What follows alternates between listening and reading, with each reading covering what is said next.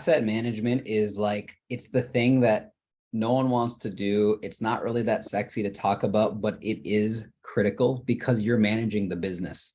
First, you do have to buy right. You've got to get in the right location. You've got to get the debt right. You got to get your CapEx plan right. You got to hire a great team. Those have to happen. Those are the beginning. Without that, doesn't matter how well you you're going to struggle. manage. Yeah. You could be the best asset manager in the world. If the market falls out, you're not going to have good results. So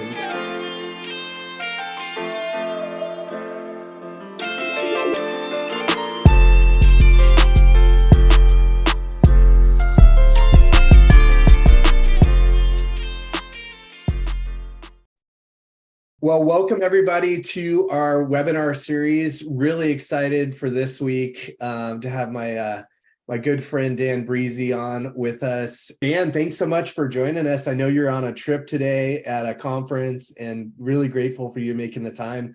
I already showed one of your videos, which is, God, it's just so amazing, dude. I can't believe some of the stuff you pulled off as a professional snowboarder, but give people a little bit more background on who you are, what you did, and how you transitioned into multifamily.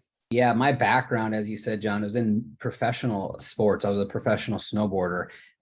Grew up in central Minnesota with this childhood dream of being this big snowboarder. And I was a little young and naive and decided to go tell everybody, like this, I'm going to be this pro snowboarder. And I thought everyone was just going to be like, yeah, you totally are. You got this, Dan. And growing up in central Minnesota, I got some pushback. Pretty much most were like, you might want to have a backup plan. Or not a lot of hills in central Minnesota. Yeah, I always got this. How are you going to do that, Dan? Are there any mountains here? And I would, after, a few people, I started to get discouraged. And anyway, my parents said, you should go for it. They basically always told me, do what you love. So I ended up chasing a snowboarding career. I believe that it was possible because they told me, any parents listening, believe in your kids. You never know what kind of desire they're going to create. I didn't know what kind of desire I'd create until I actually got into the sport. And fast forward 10 years, I won a contest in Aspen, Colorado. Ended up getting invited to a bunch of professional contests after that, and ended up turning pro at 23. And I had a 15-year run as a paid athlete in snowboarding. I traveled all over the world. I was kind of the top of my career. I had 2 X Games gold medals. I got 2 X Games silver medals. And I was nominated number 3 rider in the world by Snowboarder magazine. So I ended up having this dream come true. And reality kind of set in about halfway through my career because I got to know all of these pro snowboarders and they became my really good friends. And when their careers wound down, it was brutal. And it really scared me. I saw them, these heroes, these guys who were doing incredible. And all of a sudden it all ended. And it kind of hit me. I'm like, what the heck am I going to do when it comes to retirement and any athletic career? I mean, maybe a lot of you folks that are sitting here are thinking, what are you going to do for retirement? And that was a reality check for me because I saw it firsthand. And so I started learning all I could about money. I started trying to figure out what can I do with the money that I'm making to take it and make it multiply and start to pay me. I wanted multiple streams of income. I knew that I couldn't just rely on my one income stream as a snowboarder. So I started reading all the books I could find. I found a CPA who was out of Arizona. A company's called Provision. He suggested I start buying multifamily apartments, and I started reading every book I could get my hands on with apartments, and ended up buying a 9-unit deal in 2012 on my own. And that was my first apartment up in Chehalis, Washington. My wife ended up qualifying as a real estate professional, so we could drastically change our tax liability. Amazing. And the rest of history. And yeah, it was one property to the next, and we kept going. Wow. I mean, it's such an inspiring story, Dan. I mean, I think the things that I took away from there is like nothing like a public commitment, to like, hold yourself to the fire, like that public commitment's super strong. When you're having low days, you put that out to the world and you're just going to follow through with it. That's amazing, brother. Yeah, thank you. I'm excited where we are now. Granite Towers as a whole right now, we've got 2,600 units under management. Started the company in 2017 with Mike Roeder, another good friend I grew up with as a snowboarder. And, all we do right now is value add multifamily, and we're looking into potentially bringing a new asset class in, for triple net. So that's kind of the new piece we're bringing to Granite Towers over the next year or two. I think what you talked about in that story really resonates with a lot of people I've been talking about recently. I came from the world of corporate, like Amazon, and, Amazon has been laying off a lot of people. And so a lot of the people, unfortunately, that I worked with have been reaching out and talking about their career progression. What do they want to do next? Super talented people. So I know they'll all land on their feet really well, but you never know when something can come up and you want to have that additional income stream. So, that's really amazing. Tell me about Granite Towers a little bit. You mentioned it there, but Yeah. how'd you go from like looking for another income stream, getting that 9-unit, and then now expanding out to where you are? And what is Granite Towers? Just a little bit more so people know what it is. Yeah, you bet. Well, I mean, once I bought the 9-unit property and I saw cash flow coming in, and I saw the ability for appreciation and depreciation. Appreciation is value going up as the dollars continue to be printed like they're doing and will continue to do. Every currency in the history of the world either gone to zero or has been replaced. So you've got to get on the side of inflation. Otherwise, your world's going to get smaller and smaller. So I felt appreciation. I felt the passive income, the cash flow checks. I got the depreciation, which helped me legally reduce my tax bill because my wife and I could qualify under a tax code, which allowed me to take some losses to offset my income. And so that was it was really motivating. It was really exciting to see that I could take control of my destiny. I was putting my money into IRAs and I had life insurance and I was saving it and I didn't really know much about stock. So I felt more like I had some control and I could control my destiny more. And what if I could do it with a 9-unit, could we do it with a 20-unit? Could we do it with a 24-unit? So after we bought our 9-unit, we ended up buying a 20-unit deal in St. Cloud. Mike and I actually bought a deal together. Like I said, Mike Roeder's co-founder Granite Towers with me. He was buying single family homes and his goal was to buy 100 single family homes by the age of 30. Yeah. And I think it was 30 or something like that. And I was like, Mike, we should forget the whole single family. Let's buy an apartment together. So we bought 20 units together. And, once he saw the cash flow and the appreciation, the depreciation, the loan pay down, he and I both, I guess, kind of went head down. He was working as an insurance salesman. I could see my career was going to wind down as a snowboarder. I was all in because I had to create something else. I was up against the wall. I had to burn my boats kind of because there was coming to an end no matter what. I found in my life when I have that kind of attitude and that kind of focus, a lot is possible. You're gonna find a way through. And so we bought a 20-unit deal, then I bought a 24-unit deal. And after we did 3-4 deals on our own, we were kind of getting low on capital and we knew there had to be a better way to buy multifamily, more professional manner versus us just go buy with recourse debt and fix our property out of cash flow. And so we ended up getting training by a gentleman out of Dallas that has a very thorough program. It's a personal mentoring program. And we really learned the deeper intricacies of multifamily. And anyway, we started our company in 2017. Both of us were in a position where we liked what we were doing. We liked working together, similar core values. And we ended up buying, I think it was first deal was a 45-unit deal. We raised $500,000. And I remember it was our first capital raise, just thinking, how are we going to do this? And it ended up raising in just two or 3 days. Now $500 million for raising capital is almost nothing. You wouldn't even look at that deal anymore. But it just shows that you can start kind of small. You don't have to start with a 400-unit, $40 million deal. You can start with a $2.1 million deal. And we put recourse debt on the deal. We ended up raising $540,000 between like 20 investors at a 25K pop. And we absolutely killed the deal. We tripled everybody's money in a 2-year period. And that's not always how it's going to be. That was a little bit of a unique experience. But for that one, a lot of friends and family came in, my parents came in, and it was a big moment for us to realize, hey, if we can buy right and we can identify great properties, we can bring these assets to people who are never going to find these deals. They're not going to have the time or understanding to be able to bring their capital into something like that. So if we can become experts in this space and we can find these gems, we'll attract capital. And so that's really been the focus of our business. We've got an 86-unit deal after that, and then an 84-unit deal, 101-unit deal, and the rest is kind of in history now. We have, like I said, 2,600 units under management. We've been asset managing and owning these deals for, in and out, whether we're keeping them or selling them since 2017. And we're just focused on the fundamentals right now of real estate. Just keep it simple. Find great locations. Your location is going to dictate everything. Put the right kind of debt on the deal, bring the right CapEx plan, and then asset manage and property manage very well. And every time of all of our deals, of our 20 deals now that we're buying a deal right now, 20th deal, all of our deals that have done really well, we've hit those 4 pillars. So that's really the focus of Granite Towers. Just keep it simple. You don't need to change the wheel, don't need to reinvent the wheel. You just need to find great deals in the right locations and move the needle by adding value. You covered so many topics there. And today's focus is on asset management. So we're going to go deeper into that. Mike came and talked about market analysis. And we used Nashville as a case study because I just love the Nashville market. It's just killer right now.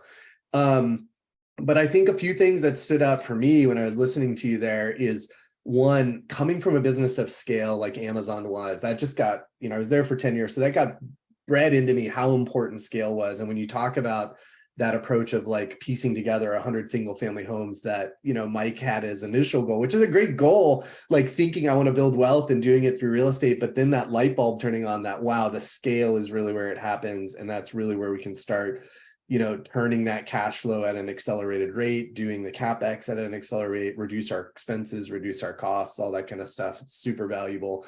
I think the other key thing I just wanted to highlight out of what you said was, I was stuck in my corporate career and I live in California.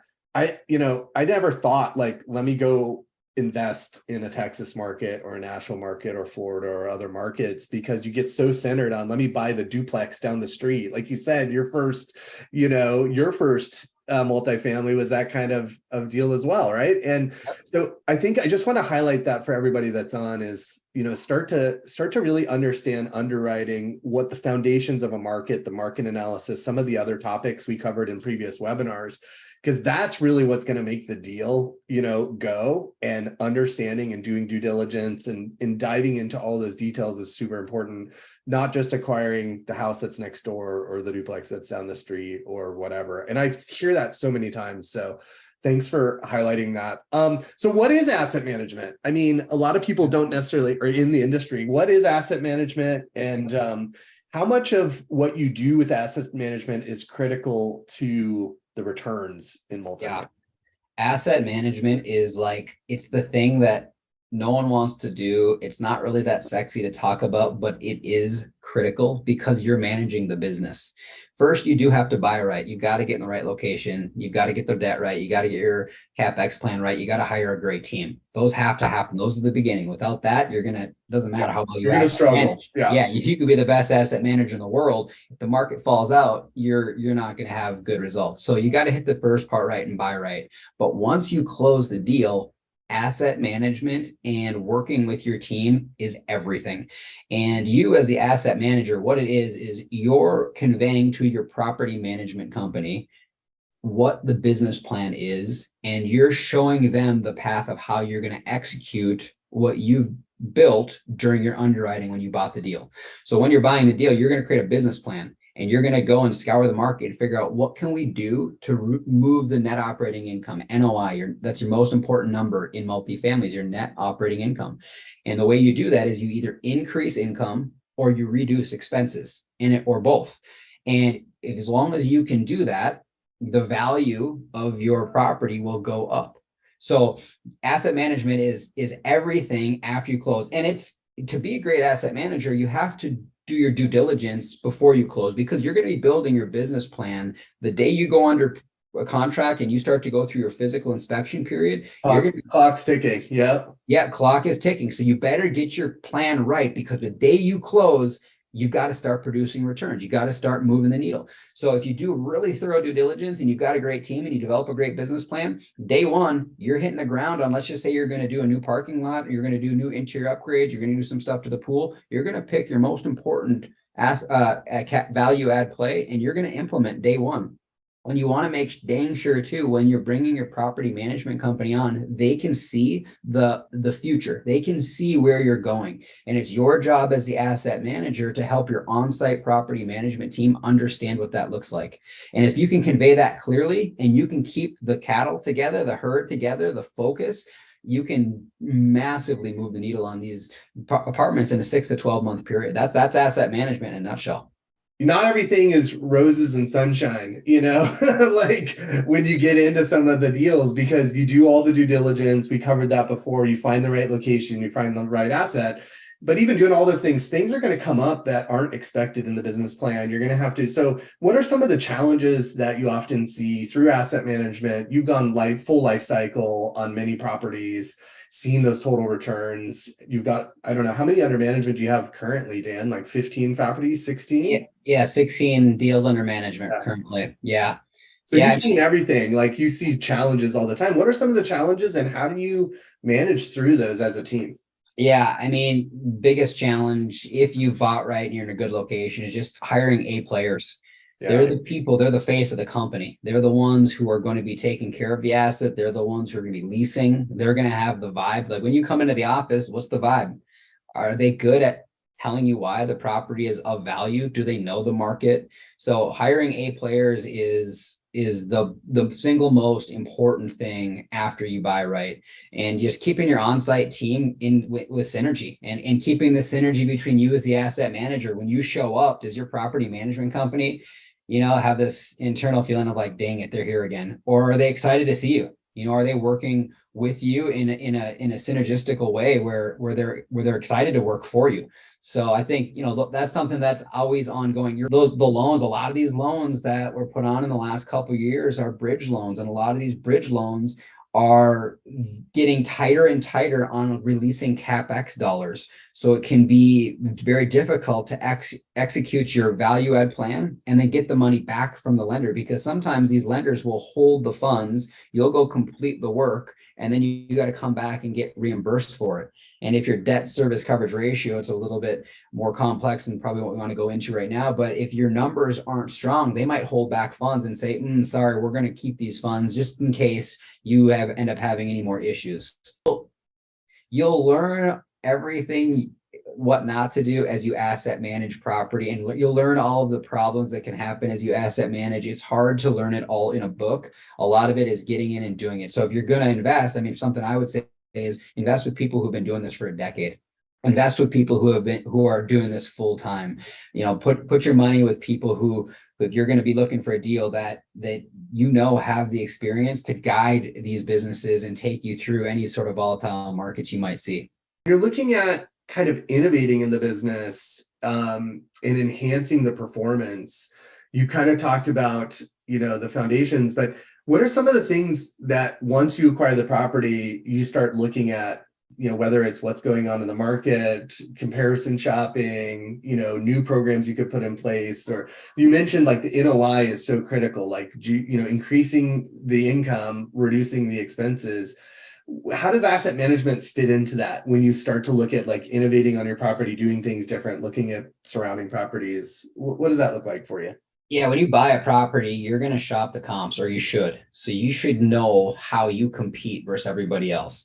You don't need to know how you compete if you own a property in North Dallas, you don't need to know how Nashville is doing. You need to know how the North Dallas submarket is doing. So you're going to shop your most similar competing properties that are closest to you.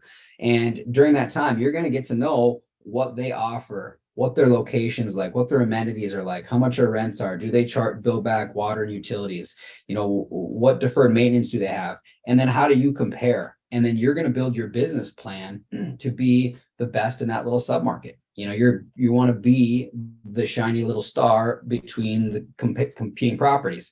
And when you're buying the property and you build your business plan, you should be able to come out of the gates and create that and upgrade the property to that. So you may need to do interior upgrades depending on what the competing properties are doing. We might do exterior upgrades to any of the siding of the property, or maybe parking lot upgrades, amenity upgrade, pool, fitness center, all those different things that are going to really sell a resident on wanting to live at your asset versus the other. I mean, you just think of it like you shopping a property. You're going around keep it real time. You're going around with your family and you're trying to find the best home for the best value. And that's all you're doing, is you're just providing better value for the best price. So people want to live and stay at your apartment. And I mean, really that's it. And as far as the order of importance, we're trying to hit the biggest CapEx items first that will move the needle the most. So if the entire exterior of the property siding looks horrendous and the paint's awful and it's summer, we're going to hit that right out of the gate. Curb If appeal, just like we yeah, would in any type of. correct. Yeah. If landscaping is horrendous, you're going to hit that right out of the gate. If interiors are nasty, you're going to try to get that going right out of the gate. If it's winter time and you can't do a bunch of exterior stuff, maybe you just start on the interiors and you really market the interior. So you gotta ebb and flow with the market and the seasons, and just keep in your mind that you're providing value for real people, residents, and what can you do to make your place stand out and be special. And so that kind of brings me to the next question around asset management, which is tenant relationships, tenant relations. How do you think about that on the side of asset management in terms of the community building? How do you get publicized as a place that people want to come live? What does that look like in terms of tenant relations? Yeah, first and foremost, just take care of your residents. If they have work orders, get to them efficiently and take care of them. As long as you take care of the residents, they'll take care of you and they'll leave good reviews online. I mean, in this day and age, it's very, very easy to get online and start bashing any business. And apartments, there's no difference there. I mean, if you're not taking care of folks and they are going to talk to you about how there's pest control and roaches everywhere and you don't take care of them, it's going to get out. It's going to get out quickly. We have resident holiday parties, like on Christmas or Easter or Halloween, we'll have a get together and we'll throw a little something just to make it feel like a more of a community. Maybe we'll have a 4th of July one coming up here, just getting everybody together, make sure your staff is warm and inviting. They're friendly to come into the office and your staff is happy to see these residents. I mean, the only way you're able to pay your staff is by taking care of the residents. So you just got to remember that it's customer service and just also keeping amenities in tip-top condition. I mean, take care of the property as though it's your own as it is. So you're the general partner, you're the asset manager. If you're investing passively in a deal and you're giving someone your money, you want that person to take care of that so it is nicer for everybody and grows for everybody. Yeah, I mean, I think that's a huge impact, just, really improving these communities so that people have safe, clean, and then happy, communities. It's kind of like that order: safety, cleanliness, the property really looks good, and then start to make it more of a community feel and get the tenant engagement. Beyond just being in multifamily, you do a lot of traveling, you're in a lot of different conferences, you're always expanding your mind, which I love about you, and always love our conversations. Yeah, just getting around other folks in our industry that are operating at a high level, commingling with others that have experience, talking about what's going on in the market and what they're seeing, and ideally getting some little tidbits here and there of maybe ways we can improve. I think one thing in this business is that you're constantly and never ending have improvement. I mean, you got to always be progressing. You always got to always be learning. You got to always be adjusting. You've never got it mastered. Yeah, no, it's good. Always be getting as much data coming in as you can, right, to make informed decisions. You bet. When you think about the financial analysis side of asset management, because we kind of talked about the property, the tenants, the market, what goes on the financial analysis when we think about like correctly managing this asset? Like, what are we looking for in the financials? You mentioned NOI, but I've had the pleasure of being on the weekly management calls for the district and learning a lot from the systems you've put in place and in the industry. What does that look like when you're managing the financials of the asset? What healthy looks like, and when you need to make changes? Yeah, when you're buying a deal, you're going to create a budget. You're going to create we call it a pro forma budget. It's what you're projecting to do once you close the deal. So you're going to have a projection of rent, and you're going to have a projection of expenses. And that budget you're creating is a guesstimate based off of the data you're putting together before you buy. You're going to look at historical data. You're going to do primary data, which is shopping comps and being physically there on the asset and learning what's going on in the submarket. And then you come up with these projections. And so you're monitoring how you're doing each month based on what you projected you do. So whatever your pro forma rent is, when you're doing new leases, because everyone you buy this deal and everyone's in their lease, and you're going to have a plethora of leases coming due each month. What are those new leases being renewed at? Are you hitting your goals for year one? And if so, how much over or how much under? And you're basing those decisions based on your occupancy. Asset management, you've got to kind of understand the full picture to know what levers to pull to get the best performance out of the deal. And that's going to just come with time. You just have to spend time doing it, or hire somebody on your team that's been doing it for, a long time, so they can give you some feedback. Your property manager is also going to help, but keep in mind, your property manager does not probably have the same motivations as you as the owner. Property managers want to keep the property full, and they want to keep it easy. And I understand that, and I appreciate that. But when you've built a business plan prior to buying and your investors bought into that plan, you need to execute. And sometimes that means you got to put a little more effort in. So your job, again, asset management, is, are you hitting pro forma rents? Expenses, how are you doing on your expenses? Are you above or below? So you're monitoring line by line, and your property manager will help you build this budget, or they should. If you have a little bit of experience and track record, they'll want to help you, and hopefully then you use them to manage the deal. And once you take over, they're going to create that budget, and you're going to have a variance report. And your variance report will be very, very clear. You can't hide anything. Either here's what you said your income was going to be, here's what it was. Was it above or was it below? And every month you're getting a scorecard. It's your profit and loss, your income statement, income and expenses. And you're going to see line by line exactly how that deal is doing based on what you projected.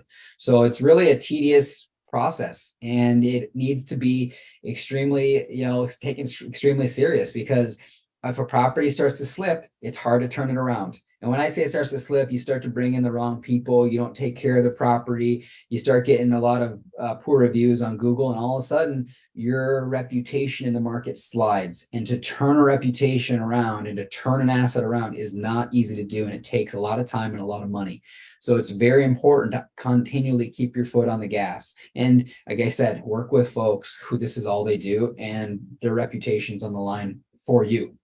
Yeah, for sure. Like, hire the right people, like said earlier, and just make sure from the moment you start working on that property, you're just executing whatever can be executed in that time period, given the time of year, or like you said, the unit turnover, etc. One thing you mentioned there, I want to pick apart a little bit, because I think it's a little counterintuitive if you're not in the industry, is they want to keep it full, right? Where we don't actually want 100% occupancy or 99% physical occupancy. Why don't we want 100% or 99% physical occupancy? Yeah. 100% occupancy means your rents are low, right? So you want to be in that 93 to 96%, depending on the season. If you're in the winter months, 96%, I'm happy with that all winter long. Keep that thing 96, 97, 98% full. During leasing season, you want to be pushing the limits. You want to be just at that ceiling where that friction point hits, where you're not getting every lease. Probably you're having to turn some folks away, or they're saying rent's too high. If you can maintain that 93, 94% number, and you're doing everything well. All the things we talked about already. Marketing as well, amenities look clean, your team members, your A team members are inviting, you're doing all of those things, then you should be at that 93. If you're at 93 but you're not hitting all those things, that's not really where you want to be either. You want to be in the best position possible to attract the highest rents.